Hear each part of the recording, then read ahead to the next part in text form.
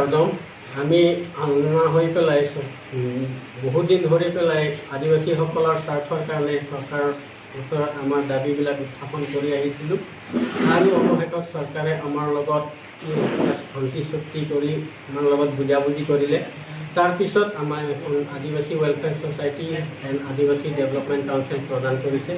তাত কিছুমানক CM, deputy CM, EM পদত চৰকাৰৰ ফালৰ পৰা নিযুক্তি দিয়া হৈছে আৰু তাত আৰু বিভিন্ন পদবিলাক খালী আছে। সেই পদবিলাক এতিয়াও পূৰণ কৰা হোৱা নাই, যিহেতু আমি কাৰ্বি আংলঙৰ আলনা একশ্যন গ্ৰুপ হৈ আমি এখন আমাৰ কেডাৰ মানে যথেষ্ট আছে আৰু আমাৰ অৱদানো যথেষ্ট আছে। সেই কাউন্সিলৰ আমি এটা EM পদ পাব লাগে আৰু আমি আমাৰ ফালৰ পৰা আমাৰ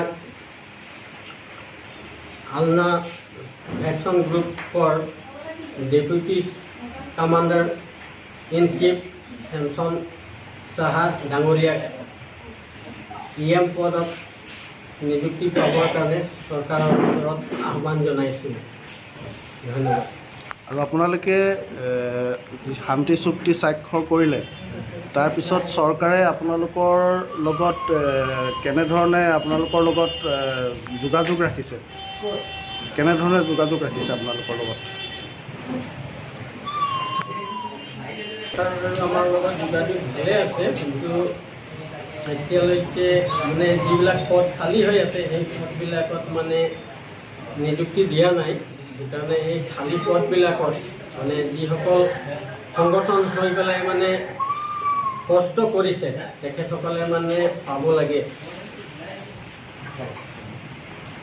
জহাৰ কাৰ্ডম আমি জনাবলৈ বিচাৰিছোঁ যে আমি ৰাইজৰ হৈ মতামত যে চেমছন চাহা ডাঙৰীয়াক কাৰ্বি আংলং ডিষ্ট্ৰিক্টৰ EM পদত পাব লাগে বুলি